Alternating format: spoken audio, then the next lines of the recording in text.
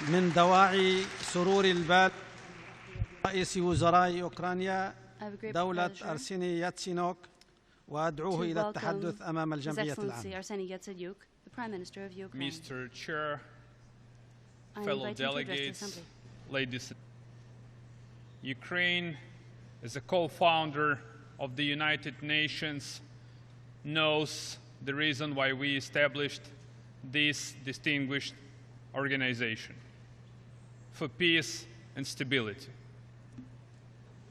Do we have this peace and stability? No. And our global aim and global target is to do everything we can to protect our citizens and to deliver peace to our nations. The global agenda today consists of a number of things. Everyone mentioned ISIL, everyone mentioned Ebola, and everyone mentioned Ukraine. Frankly speaking, I would be happy not to be in this role. But we are the country that know what terrorism means, not by words, but in deeds, in practice. Let me remind you the origin of the conflict that evolves in Ukraine. Is it a domestic conflict? No. That's true, that my country have some differences, but every country has differences. And we are ready to handle and to tackle these differences inside our country. But the thing is that the origin of the conflict is an invasion that was made by the Russian Federation. A P5 member violated the UN Charter, which is absolutely and entirely unacceptable for the permanent UN Security Council member. It's better for Russia to be a insecurity member rather than security one. 20 years ago, Ukraine abandoned nuclear weapon. We possessed the third biggest arsenal in the world. As we relinquished our nuclear power arsenal in Budapest, Ukraine got guarantees of territorial integrity and sovereignty. And Russia was a co-signer and co-contributor of this memorandum.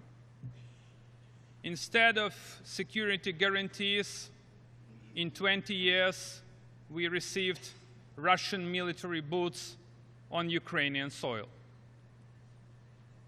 It seems it's difficult to convince another country to stop nuclear proliferation. We are committed to our nuclear non-proliferation program, but we need to get guarantees of our territorial integrity and security and independence. A few months ago, Russian Federation annexed Crimea.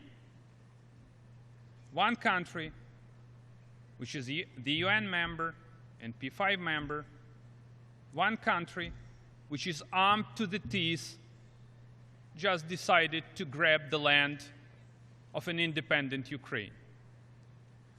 And let me commend the efforts of UN member states that overwhelmingly supported the resolution that supports Ukrainian territorial integrity and condemns an illegal annexation of Crimea by the Russian Federation.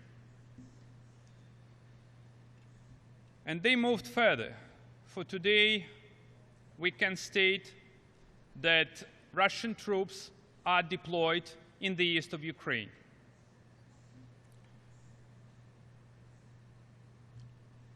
Russian Federation violated a number of bilateral and multilateral international agreements, starting with the UN Charter and ending with the resolutions on counterterrorism that were passed by the UN. So we know what terrorism means, and we urge Russia to pull back its forces, to pull back its artillery, to stop to supply Russian-led terrorists, to restore the control over Ukrainian-Russian border, and to start real talks, peace talks. We are the country that needs peace. And it's difficult to hammer out any kind of peace deal at the barrel of a gun made in Russia. Let me remind you a dramatic disaster that happened due to Russian invasion.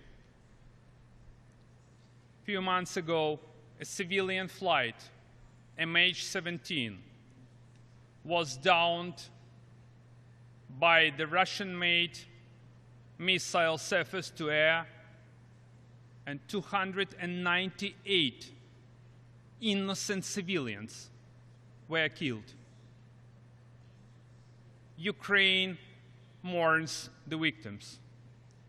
We pray together with the families of Netherlands, Australia, United Kingdom, Malaysia, Indonesia, Philippines, Germany.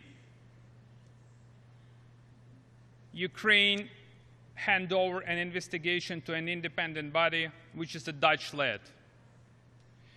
And we urge everyone to help us to bring to justice those responsible for this despicable crime against humanity. Every day, despite the ceasefire, we are losing Ukrainian soldiers, we are losing civilians, and the shelling is still going on. I would reiterate once again that we need peace. What is the formula for this peace? The military option is definitely not the best one.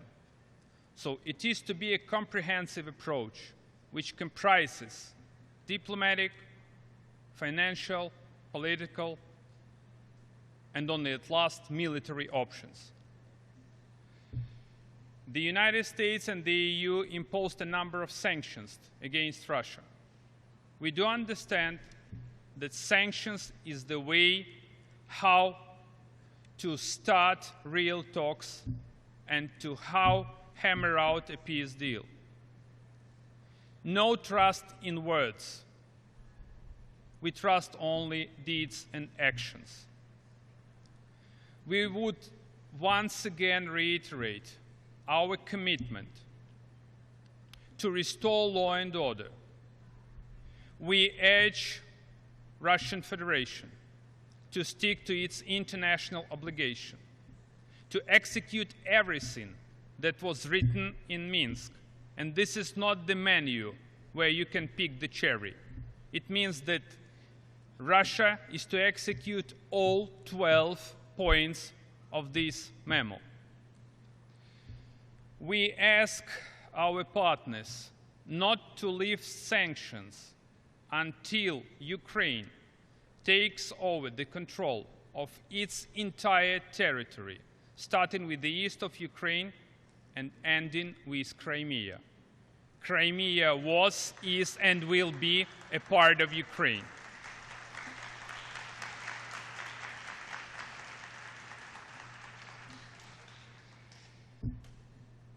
Let me add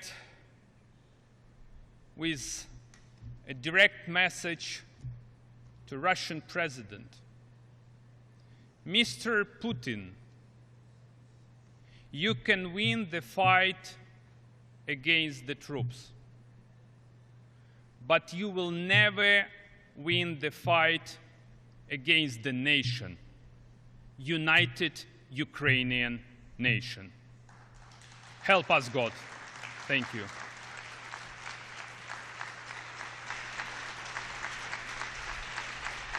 باسم الجمعية العامة أشكر